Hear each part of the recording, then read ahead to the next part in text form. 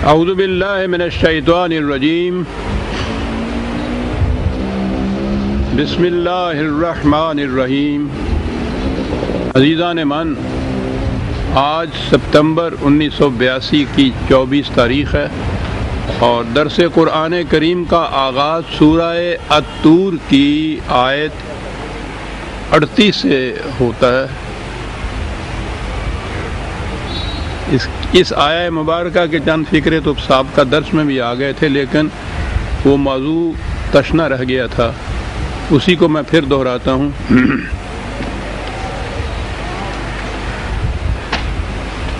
عربوں کے ہاں بھی اور اس دور میں قریب ہر مذہب میں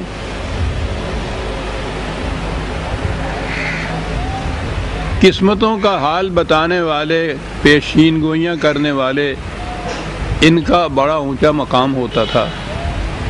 یہودیوں کے ہاں تو نبی کہتے ہی پیشین گوئی کرنے والے کو تھے۔ یہ وہیں سے یہ پروفیسی کا جو لفظ ہے انگریزی زبان میں،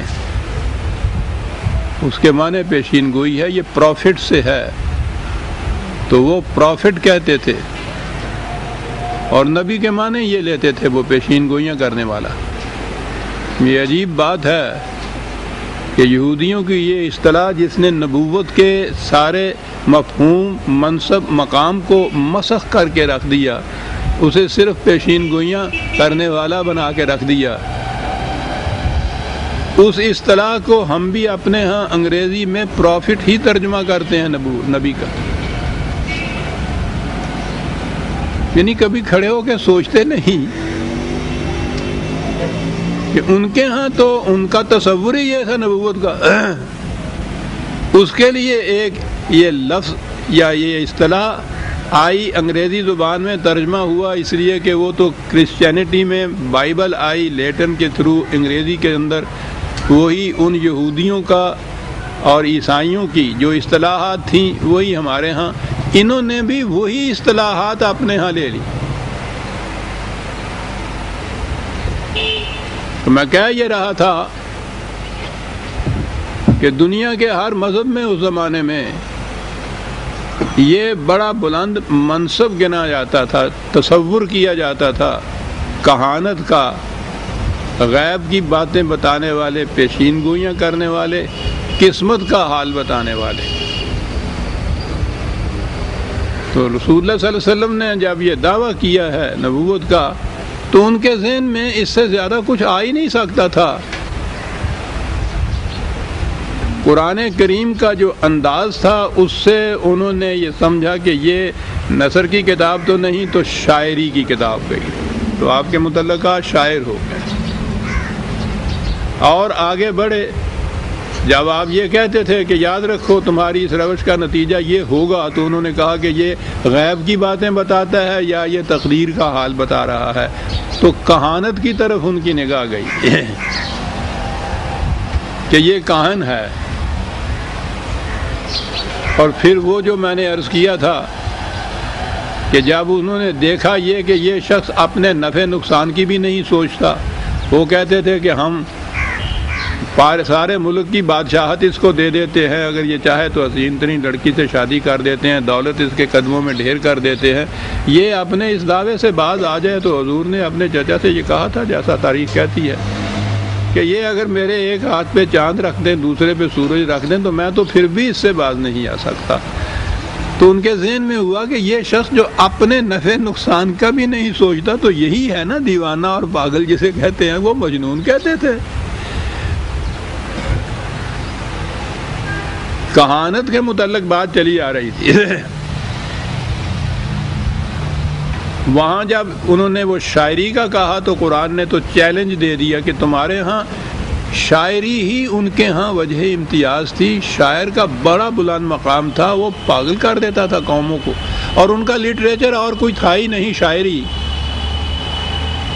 عربوں کے ہاں کتاب تحریری، پہلی کتاب عربی زبان میں عربوں کے ہاں قرآن کریم ہے۔ اس کے پہلے ان کے ہاں شاعری ہوتی تھی اور وہ شعراء کا کلام زبانی ہوتا تھا، لوگوں کے زبان زد ہوتے تھے، شعر چلتا تھا سلسلہ۔ شاعر کہا تو قرآن نے چیلنج دے دیا کہ بہت اچھا، تمہارے ہاں اتنے اتنے بڑے شاعر ہیں، یہ سب اکٹھے ہو جاؤ اور اپنے ساتھ جن کو اور ملانا چاہو انہیں بھی ملا لو، اور اس قرآن جیسا پوری کتاب پورا ضابطہ نہیں 10 صورتیں لے آؤ، ایک ہی حدیث اس قسم کی لے آؤ، لاؤ، یہ تو تمہارا میدان ہے، مانتے کیوں نہیں اس چیلنج کو، قبول کیوں نہیں کرتے؟ چیلنج قبول نہیں کیا۔ اتہامات، الزامات، یہ چیزیں بدستور جاری رہیں۔ کاہن ہے، کہانت ہے، کاہنوں کے متعلق ان کے ہاں تھا کہ یہ آسمان کی خبریں جانتے ہیں، وہاں پہنچتے ہیں اور وہاں سے یہ جو کچھ وہاں معاملات طے ہوتے ہیں اس دنیا کے، اس کی خبر وہاں سے یہ معلوم کر لیتے ہیں اور پھر آ کے دوسری لوگوں کو، عام لوگوں کو بتاتے ہیں۔ یہ تھا ان کا تصور کہانت کا کہ یہ سن لیتے ہیں جا کر، غیب کی باتیں اس طرح انہیں معلوم ہو جاتی ہیں۔ قرآن نے تو یہ کام کہا کہ ام لہم سلم یستمعون فیہ، کہ کیا ان کا سلم تو ویسے سیڑھی کو کہتے ہیں، یا ذریعہ کوئی بھی ہو کسی جگہ پہنچنے کا، کہ یہ اس ذریعے سے وہاں پہنچتے ہیں آسمانوں کے اوپر، اور وہاں جو یہ باتیں طے ہوتی ہیں یہ وہاں سن لیتے ہیں، اور سن کے پھر واپس آ کے تم لوگوں کو بتاتے ہیں۔ کیا یہ بات ہے؟ بات آگے قرآن نے ایک ایسی کہی ہے عزیزان من، میں عرض کرتا ہوں کہ وہ یہ چلتے چلتے قرآن سمجھنے کی بات ہے نہیں، کھڑے ہو کے سمجھنے کی بات ہے۔ کیا کیا جاتا ہے وہ فَلْيَأْتِ مُسْتَمِعُهُمْ بِسُلْطَانٍ مُبِينٍ، اسی زمانے میں نہیں، قیامت تک کے لیے اس کو کاٹ کے رکھ دیا، یہ جو تصور ہے کہانت کا، پیشین گوئیاں کرنے کا، کیا سارائیوں کا۔ اس زمانے میں کہانت کہتے تھے، بعد میں یہ چیزیں جو ہیں علم وہ ہے انسانی علم جسے حاصل کیا جاتا ہے، اس کی تعلیم کی جاتی ہے، دوسرے کی طرف منتقل کیا جاتا ہے۔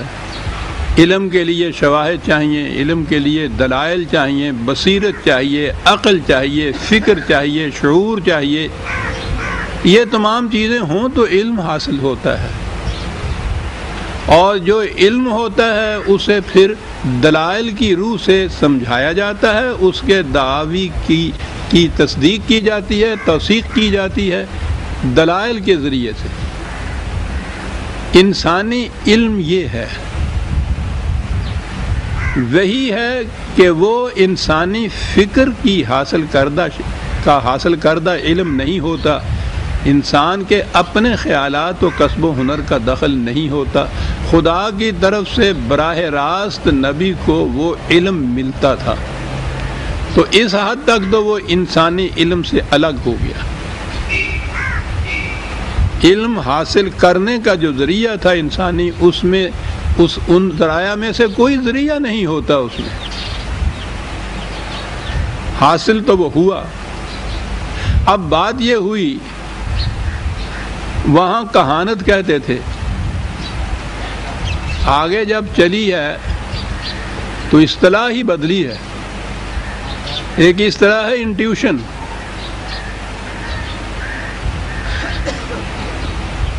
کہا یہ جاتا ہے کہ انسانی فکر کی پیداوار یہ بات نہیں ہوتی، سوچ کا نتیجہ نہیں ہوتی، علم اور بصیرت کا نتیجہ نہیں، یوں ہی یہ خیال آ جاتا ہے۔ شاعری میں عام طور پر انٹیوشن کو کہا جاتا ہے کہ بڑا دخل ہوتا ہے، وجدانی علم اسے کہا جاتا ہے۔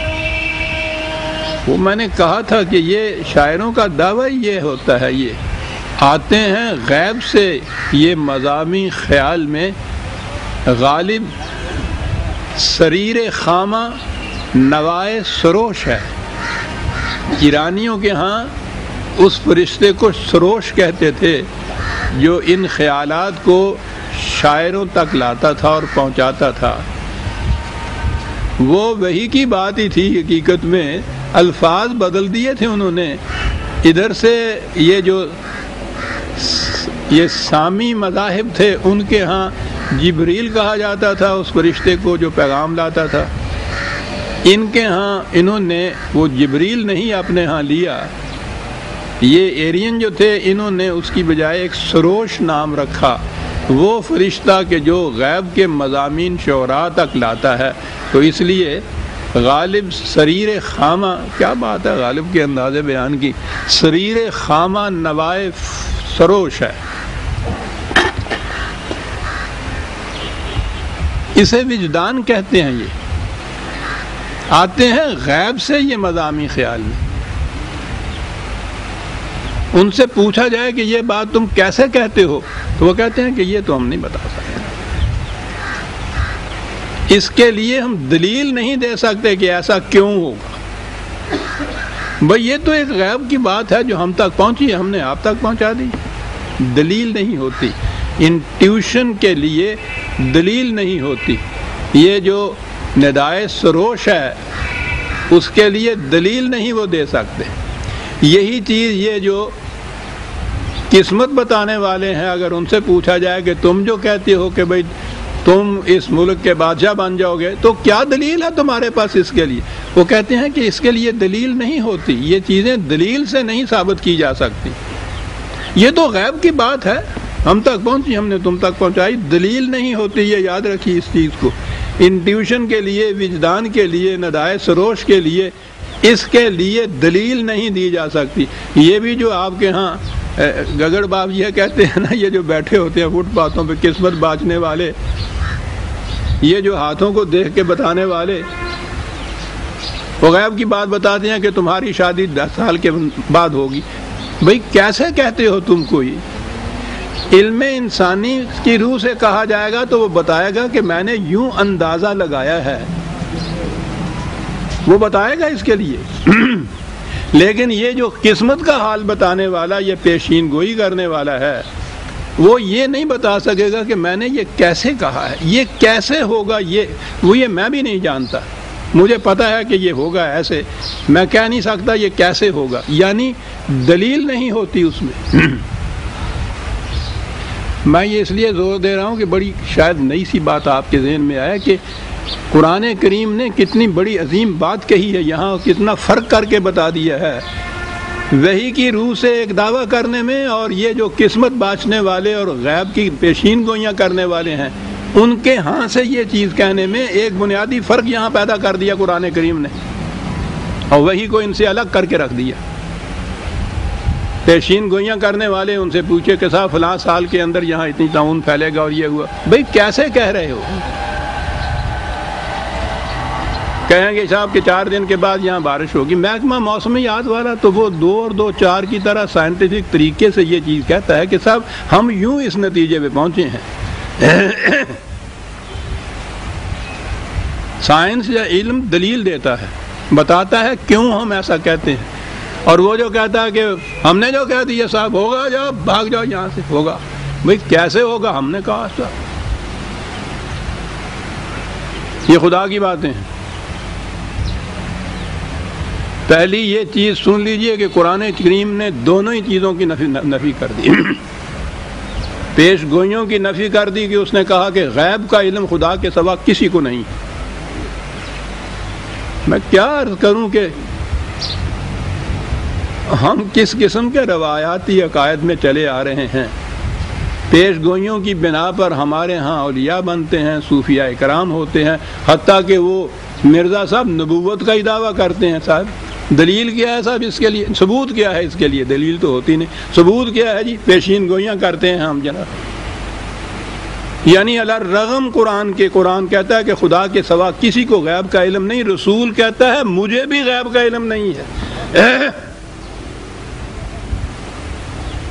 وجود اس کے جو وحی کے ذریعے سے مجھ تک منتقل ہوتا ہے، وہاں سے الگ ہٹ کے بحیثیت انسان کی اگر میں رہتا ہوں، مجھے بھی غیب کا علم نہیں ہے۔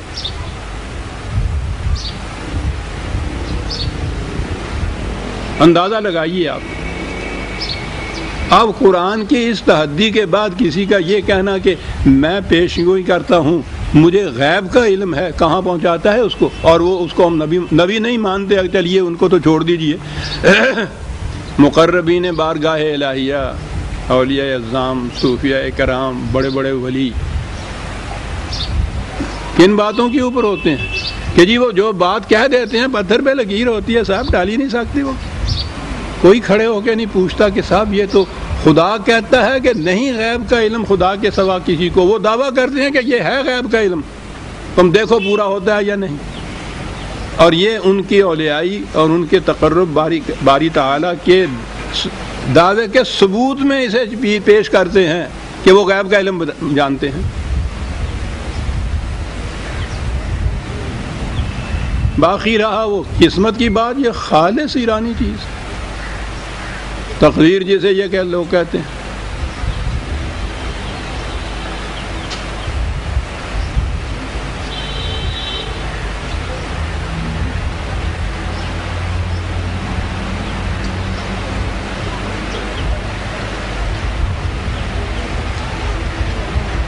یہ کیا درمیان میں آپ نے شروع کیا؟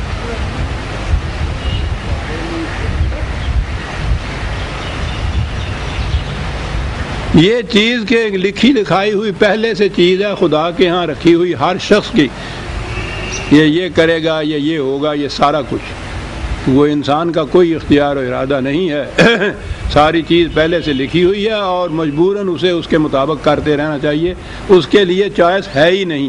قرآن کی پوری تعلیم بنیاد جو ہے مقافات عمل کی اس کو گرا دیتا ہے یہ تصور. ذمہ داری نہیں رہتی کوئی اس کی پہ.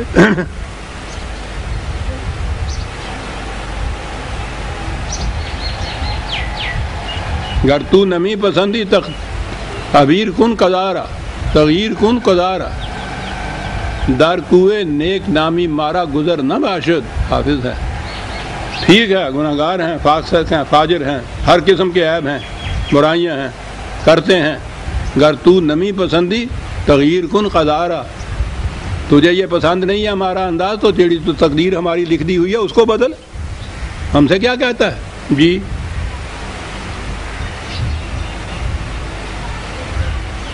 انسان اپنی تقدیر آپ بناتا ہے عزیزان من، بنی بنائی ہوئی نہیں ہوتی.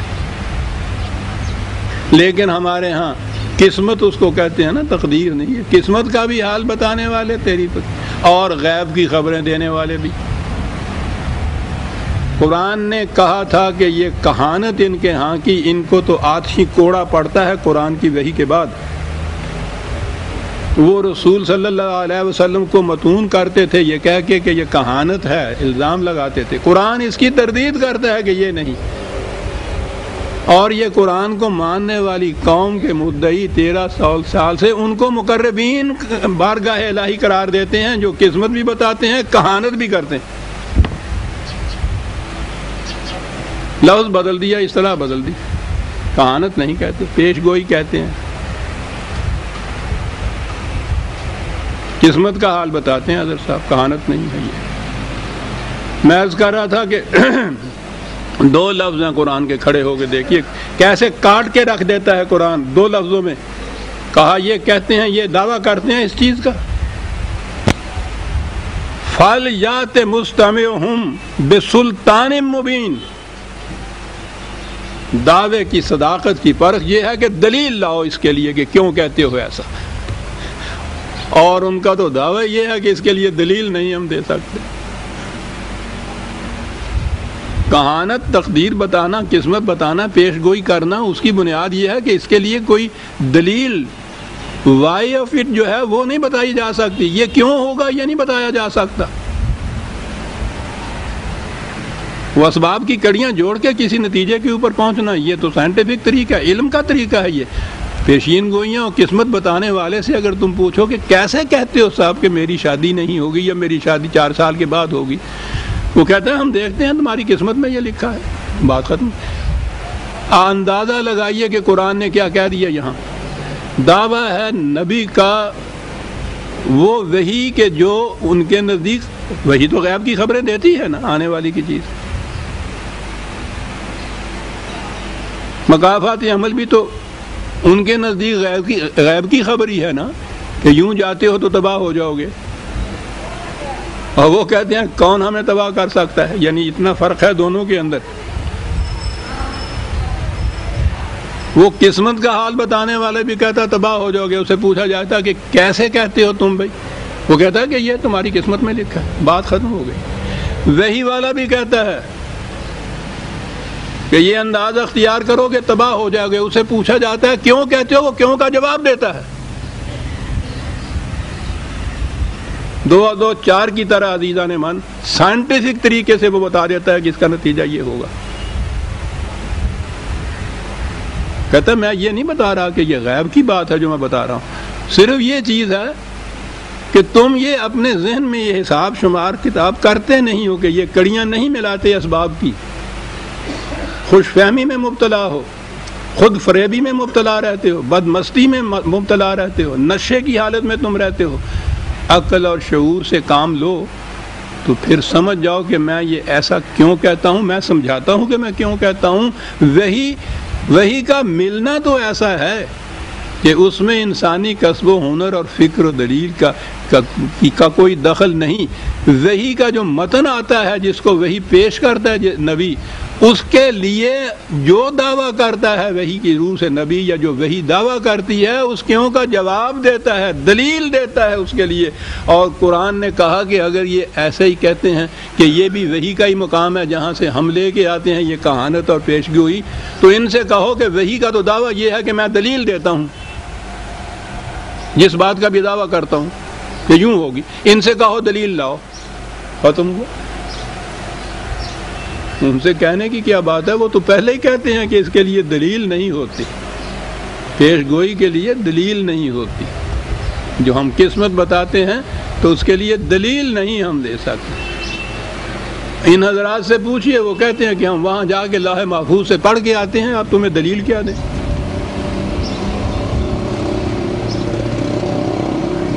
جو کہیے کہ صاحب ہمیں بتا دیجئے یہ کیسے ہوتا ہے، کہنے کا یہ بتانے کی چیز، ذوق این بادہ نہ دانی با خدا تا نہ چشی۔ تم مجھے کہتے ہو کہ میں یہ کہتا ہوں کہ شراب سے نشہ ہوتا ہے، تم کہتے ہو بتاؤ نشہ کیا ہوتا ہے، وہ تو جو پیے گا اسے ہی پتہ چلے گا نشہ کیا ہوتا ہے۔ آپ نے غور کیا کہ کتنی بڑی چیز قرآن نے کہہ دی ہے یہ 2 لفظوں میں، وحی میں اور انسانی دعاوی میں جو وحی کے بغیر کیے جاتے ہیں۔ بنیادی فرق یہ بتا دیا کہ انٹیوشن، آج کی اصطلاح میں انٹیوشن یا وجدان یا ندائے سروش یا جس چیز کو بھی آپ پیشین گوئیاں کہتے ہیں، قسمت کا حال بتانے والے ہیں، وہ جو دعویٰ کرتے ہیں اپنے دعوے کے لیے دلیل نہیں کوئی لا سکتے کہ ہم ایسا کیوں کہتے ہیں۔ وہی جو دعویٰ کرتا ہے دلیل دیتا ہے کہ میں ایسا کیوں کہتا ہوں۔ صاحب دلیل نہیں دیتے تو قرآن کی روح سے مسترد کرنے کی بات ہے۔ ہاتھوں برہانکم ان کنتم صادقین، دعویٰ کتنا عجیب ہے۔ سچے ہو اگر تم اپنے دعوے میں، جیسا میں کرتا ہوں، لاؤ دلیل، لاؤ اپنی۔ فیصلہ کن قول فیصل دلیل ہے قرآن کی روح سے وہی۔ ہاتھوں برہانکم ان کنتم صادقین، برہان لاتا ہوں۔ یہ جو پیش کرتے ہیں یہ پہلے ہی کہتے ہیں کہ اس کے لیے برہان اور دلیل جو ہے، سلطان جو ہے، یہ نہیں ہے، یہ تو یہ علم ہے خدا کی طرف سے ہمیں آتا ہے۔ تو آپ نے غور فرمایا جو میں نے عرض کیا تھا کہ یوں بظاہر نظر آتا ہے کہ یہاں اس کا کوئی ربط نہیں ہے، یہ جو آگے بات کہی گئی ہے۔ عزیزان من کیا پوچھتے ہیں کہ کیا ربط نہیں؟ وہ تو اتنی عظیم بات کہہ گیا ہے، ایک ابدی حقیقت بیان کر گیا ہے۔ وہی اور یہ جو مدعیان ہیں اسی قسم کی چیزیں بتانے والے، ان دونوں کے درمیان اتنا بڑا بنیادی فرق بتا گیا ہے اس کے اندر کہ وہی جو دعویٰ کرتا ہے اس دعوے کی تائید میں دلیل پیش کرتا ہے۔ یہ جو دعوی کرتے ہیں اس قسم کے، ان سے پوچھئے، یہ پہلے ہی کہہ دیتے ہیں کہ اس کے لیے دلیل نہیں دی جا سکتی، کیوں کا جواب نہیں دیا جا سکتا تھا۔ سن لیا آپ نے؟ پھر بات تو اس کہانت کی تھی، آپ کے ہاں یہ کشف اور الہام اور فروش، پیشین گوئیاں، غیب کی باتیں اور تقدیر اور قسمت بتانے والے سب اس کے اندر آ جاتے ہیں۔ دعوی ان کی بھی یہ ہے کہ جو ہم کہتے ہیں اس کے لیے ہماری اپنی فکر کی یہ تراشیدہ بات نہیں ہے، غیب سے یہ چیزیں آتی ہیں۔ وہ کہتے ہیں نبی کو بھی کہ تم بھی تو کہتے ہو کہ غیب سے آتی ہیں. کہا کہ دونوں میں فرق ہے، آؤ تمہیں بتاؤں. میں جو کہتا ہوں کہ غیب سے ملی ہے اس کیوں کا جواب دیتا ہوں کہ کیوں ایسا ہوگا. تم پہلے یہ کہتے ہو کہ ہم کیوں کا جواب نہیں دے سکتے. اور یہ اس زمانے کی کہانت کی بات ہی نہیں ہوئی، قیامت تک کے لیے یہ بات ہو گئی. جسے آپ انٹیوشن یا وجدانی علم کہتے ہیں، یہ پیشین گوئیاں کرنے والے، یہ کشف اور الہام، اور یہ کہتے ہیں قرآن کی روح سے، یہ تمام دعوی باطل ہے، قرآن کے خلاف جاتے ہیں. وہی کو اگر دلیل پیش کرتے ہو تائید میں کہ یہ بھی تو علم ایسا ہے جس میں انسان کی فکر کا دخل نہیں، اس نے کہا کہ یہ ٹھیک ہے. پھر میں دوہرا دوں، ذریعہ علم کے روح سے ایسا ہے جو میں کہتا ہوں نبی یہ کہتا ہے کہ اسے پھر تم دیکھو میں دلیل پیش کرتا ہوں اس کے لیے. تو یہ جو معیار ہوا اس کے لیے، قول فیصل ہوا اس چیز کے، کسی چیز کے جانچنے کے لیے جو دعویٰ کوئی کرتا ہے وہ دلیل ہے. اور دلیل بھی سلطان مبین ہونی چاہیے، خود روشن دوسری چیز کو روشن کرنے والی دلیل اتنی واضح، مبہم نہیں ہونی چاہیے، ابہام نہیں اس کے اندر ہونا چاہیے. پیشین گوئیوں کا تو مدار ہی ابہام پہ ہوتا ہے. اس کے بعد ان کے جو پیرا اور معتقدین ہوتے ہیں، جب ان سے کہو کہ صاحب یہ تو یہ کہا تھا انہوں نے اور یہ نکلا، کہنے لگے تم سمجھے نہیں، کہا یہ تھا، اس کے معنی یہ تھے. وہ اتنا مبہم ہوتا ہے. پیشین گوئیوں کو پھر چسپاں کرتے ہیں، ان کا ابہام دور کر کے ان کے معنی پہنا کے سلطان مبین ہے.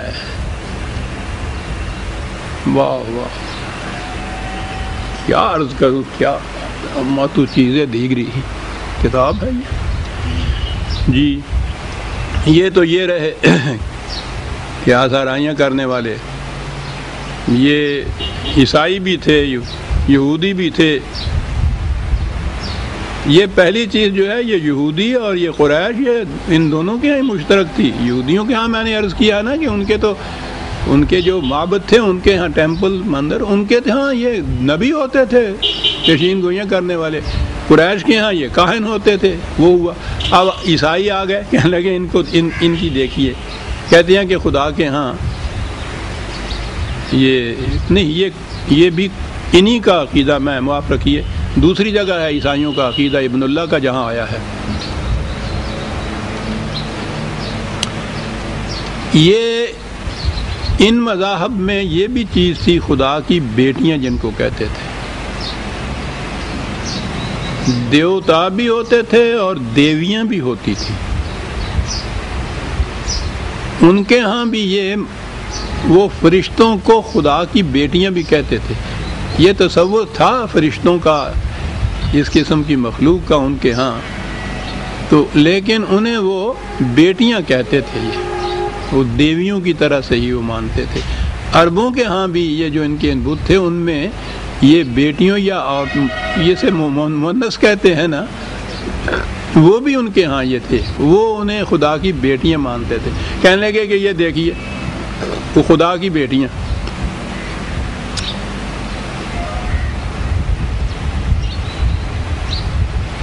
عیسائیوں کے اس دعوے کو تو قرآن نے ایک فقرے میں رد کر کے رکھ دیا. ان کا دعویٰ یہ ہے کہ حضرت عیسیٰ علیہ السلام خدا کے بیٹے تھے. قرآن نے کہا کہ خدا کی تو بیوی نہیں تھی تو بیٹا کیسے ہو سکتا تھا. عجیب بات ہے وہ کہ وہ حضرت مریم علیہ السلام کو خدا کی بیوی نہیں مانتے.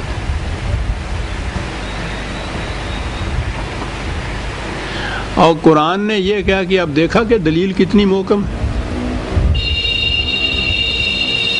کہ یہ اولاد بیٹا ہو بیٹی ہو، اولاد تو ہو ہی نہیں سکتی جب تک کہ مرد اور عورت مؤنث اور مذکر کا اختلاط نہ ہو. تو تم خود مانتے ہو کہ خدا کی بیوی تو نہیں ہے، تو جس کی بیوی نہیں ہے اس کا بیٹا کیسے ہو سکتا ہے؟ 4 فکروں کے اندر ساری بات کاٹ کے رکھ دی اور انہی کے اوپر برسا دی کہ تم بھی مریم علیہ السلام کو خدا کی بیوی تو نہیں مانتے نا، تو بیوی تو ہے نہیں. ہم تو نہ اولاد مانتے ہیں نہ بیوی مانتے ہیں، لیکن تم اولاد مانتے ہو تو بیوی تو نہیں مانتے نا تم بھی کہ خدا کی کوئی ہے. تو کہا کہ جس کی بیوی نہیں ہے اس کے یہاں بیٹا کیسے ہو جائے گا؟ آپ نے غور کیا سائنٹیفک دلیل ہے.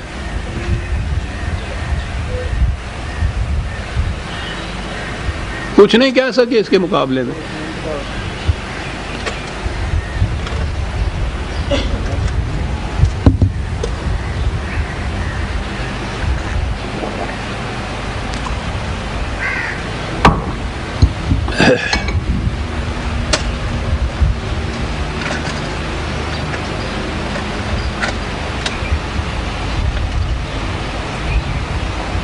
جی انہیں کہا یہ قریش جیسے جو تھے خدا کی بیٹیاں ماننے والے، کہنے کا ذرا ان کو دیکھیے، بظاہر ان سے پوچھئے تو خدا کو بڑا مانتے ہیں اپنے. حالت ان کی یہ ہے کہ انہیں اگر کہیں خبر مل جائے کہ ان کے ہاں بیٹی پیدا ہوئی ہے تو رنگ ان کا سیاہ پڑ جاتا ہے، منہ چھپاتے پھرتے ہیں، اس کے بعد کوشش کرتے ہیں کہ اس کو زندہ ہی دفن کر دیا جائے. بیٹی ان کے نزدیک اتنی قابل نفرت شے ہے. اور اندازہ لگائیے کہ اپنے ہاں تو یہ بیٹوں کے لیے دعائیں مانگتے ہیں اور بیٹے ہوتے ہیں خوشخبری، خدا کے ہاں کہتے ہیں بیٹی ہے، یعنی انہاں نالوں میں گیا گزریا. یعنی کیا بات ہے.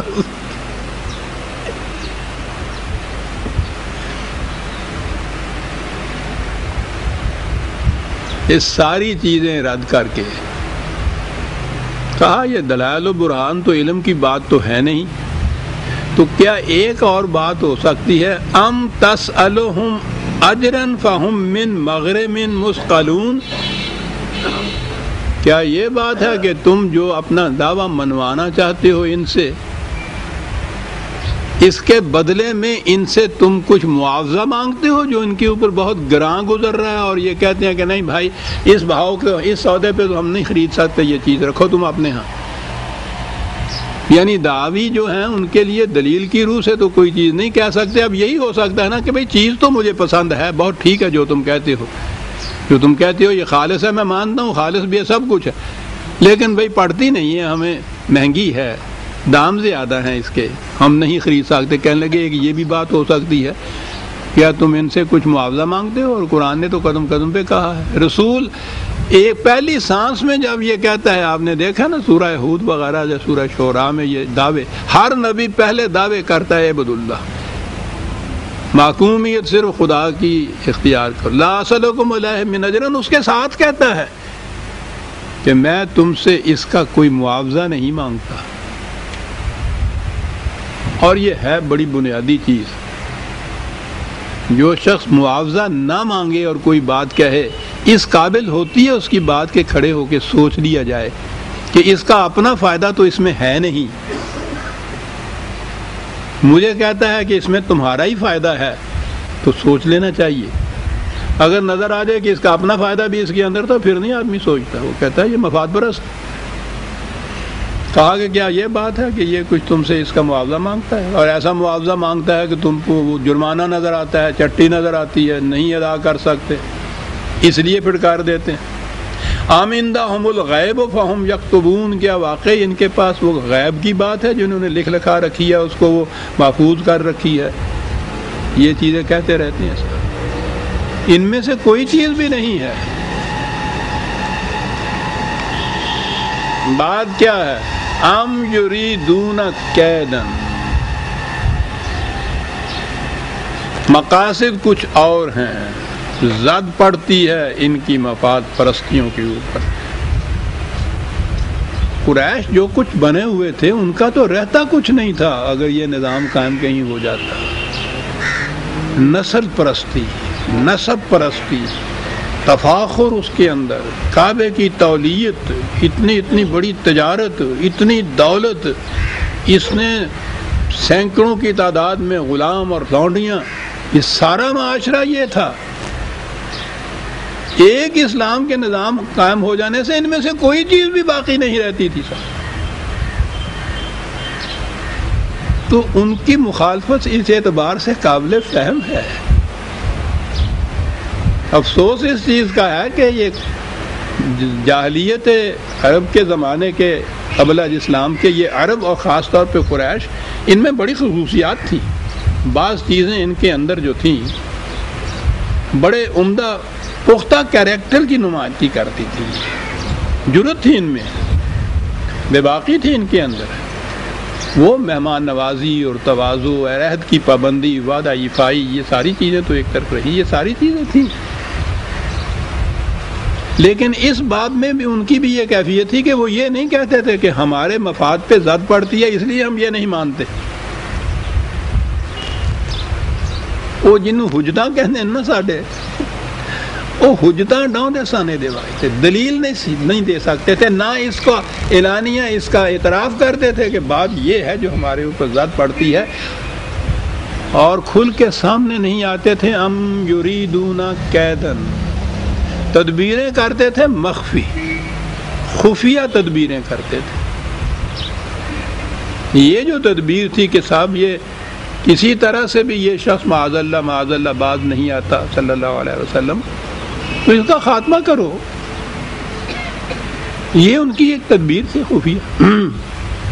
اور اس اعتبار سے کہ یہ بہرحال قریش کا ہاشمی گھرانہ مطلبی، اس کا تو بڑا پاس تھا کہ اس کے بعد بعض پرس ہوگی اور یہ فرض کرو کہ دیت ہی دینی پڑے گی، تو پتہ نہیں کتنا ہوگا. تو کیا کریں، کسی ایک پہ نہ الزام آئے. جیسے تاریخ بتاتی ہے، انہوں نے کہا کہ جتنے یہ بڑے بڑے قبیلے ہیں قریش کے، وہ جو شعوب تھے، گوتا جنہوں کہنے نے، ان میں سے ایک ایک نمائندہ اکٹھا ہو کے، سارے اکٹھے ہو کے یہ کرو،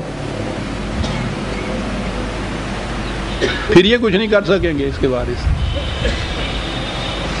بہرحال وہ قرآن کریم نے ایک لفظ خفیہ تدبیر یہ کہہ دی ہے، یہ کرتے ہیں.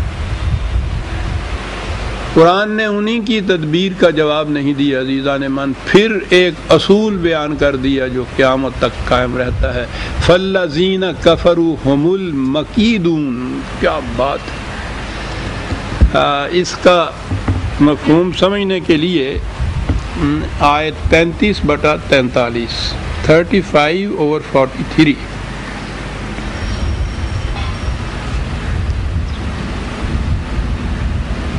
عجیب اصول قرآن نے بنا دیے تھے. مکر السیئ، کہ یہ لوگ استکباراً فی الارض و مکر السیئ، اقتدار سنبھالے ہوئے ہیں باطل کا، اور پھر اس کے لیے معاشرے میں ناہمواریاں پیدا کرنے والے، برائیاں پیدا کرنے والی تدبیریں کرتے رہتے ہیں. یہ سب کچھ یہ انداز ہے ان کی سیاست کا. قوت پہ، زور پہ محکوم بنائے ہوئے ہیں قوم کو، اور پھر اس قسم کی بد تدبیریاں سازشیں کرتے رہتے ہیں، اس قسم کی تدبیریں کرتے رہتے ہیں کہ جو ناہمواریاں پیدا کرتی چلی جائے ان چیزوں کے اندر، قوم ابھرنے نہ پائے. یہ ہے جو میں کہتا تھا. قرآن نے اصول بیان کیا، وَلَا يَحِيقُ الْمَكْرُ السَّيِّئُ إِلَّا بِأَهْلِهِ. یاد رکھو اس قسم کی انسانیت کے خلاف تدبیریں کرنے والے جو ہیں، ان کی تدبیریں پلٹ کر انہی کو گھیر لیتی ہیں. تمہاری تہذیب اپنے خنجر سے آپ ہی خودکشی کرے گی، انہی کو بلاخر گھیر لیتی ہے. انسانیت کی ساری تاریخ اس پہ شاہد ہے عزیزان مان. جہاں جہاں بھی کسی نے جو بھی ایسی سازشیں کی ہیں قوموں کے خلاف، انجام ان کا آپ دیکھیے تاریخ کے اندر، وہ ساری پلٹ کے ان کے اوپر جا کے پڑتی ہیں. قریش کا انجام بھی ہے ایسا ہوا.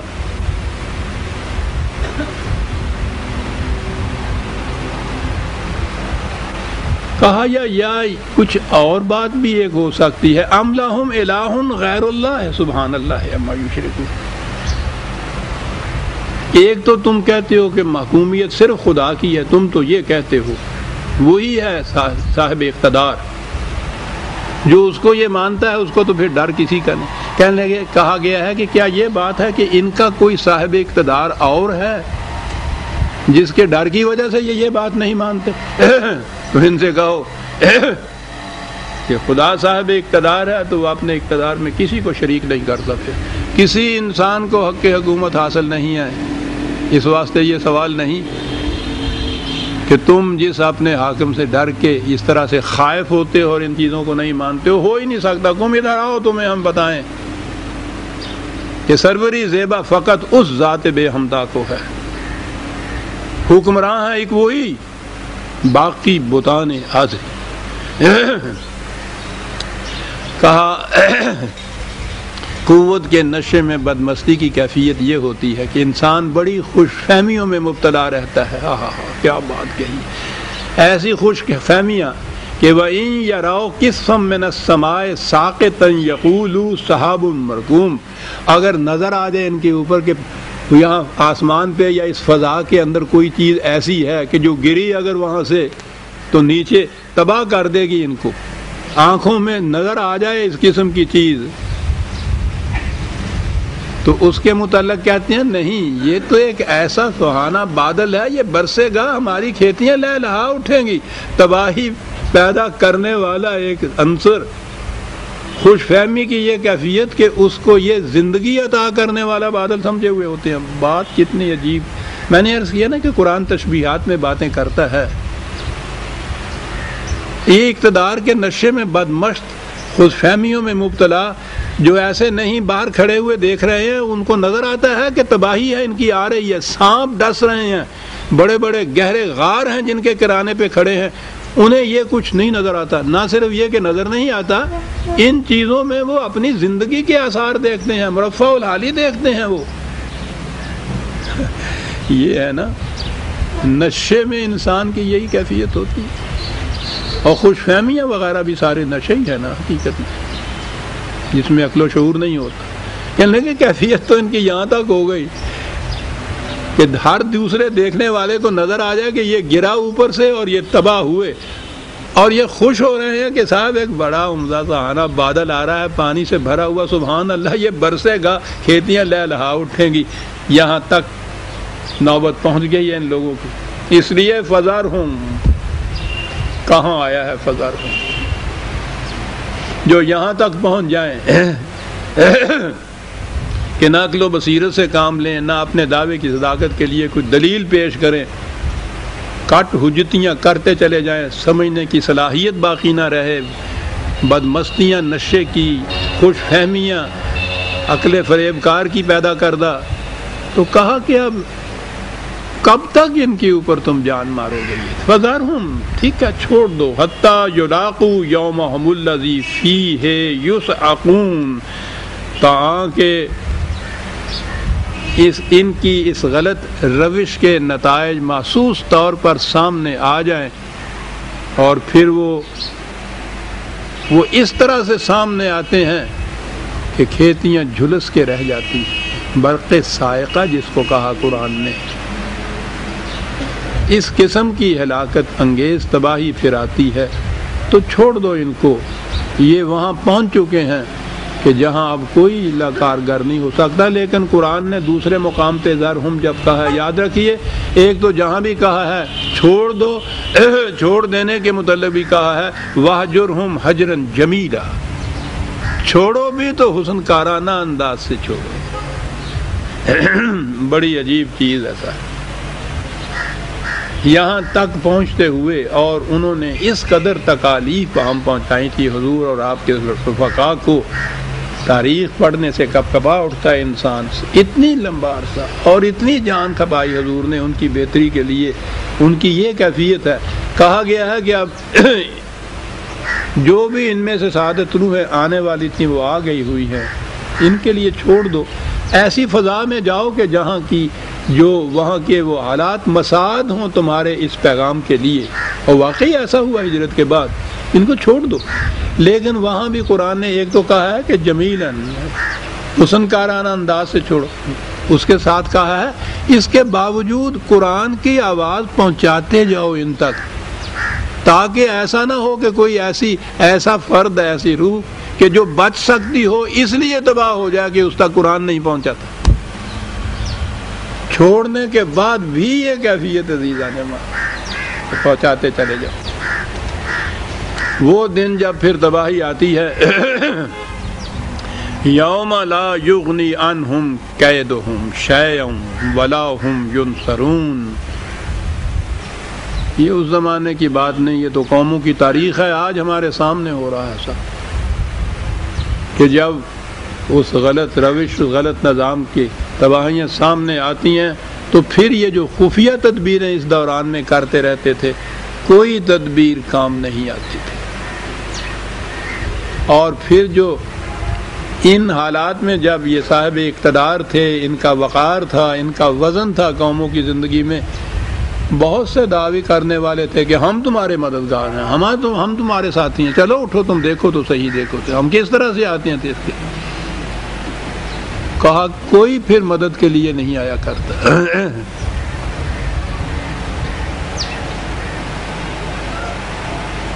دور پیچھے جانے کی ضرورت نہیں عزیزان من، اپنے ہی دور کی تاریخ کو آپ دیکھیے.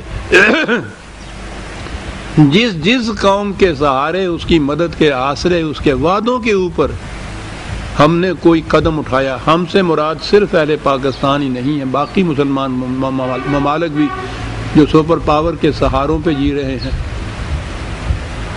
کسی نے بھی وعدہ ایفائی کی ان کے ساتھ؟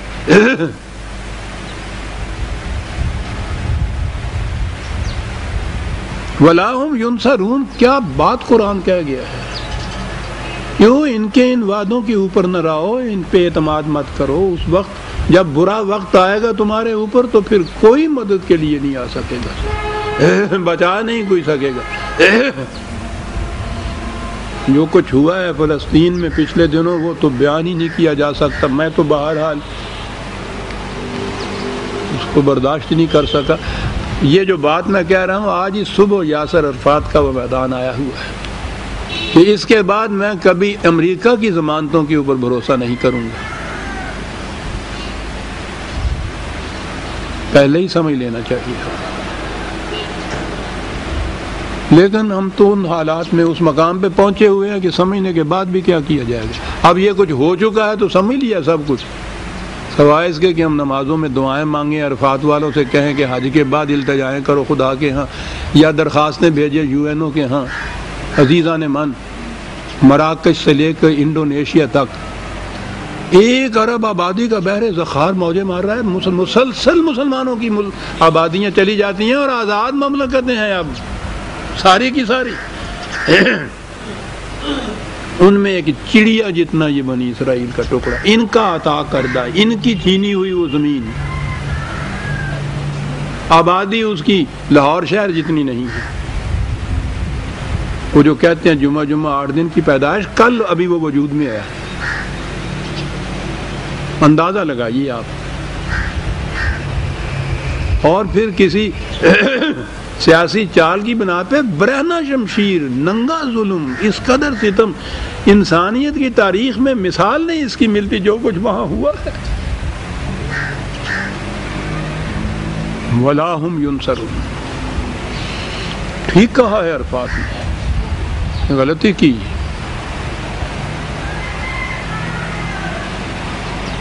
وَلَا هُمْ يُنصَرُونَ وَإِنَّا لِلَّذِينَ ظَلَمُوا عَذَابٌ دُونَ ذَلِكَ وَلَكِنَّ أَكْثَرَهُمْ لَا يَعْلَمُونَ. قرآن اسی دنیا کی تباہی تک محدود نہیں رہتا، وہ تو زندگی کو مسلسل آگے بھی لے جاتا ہے.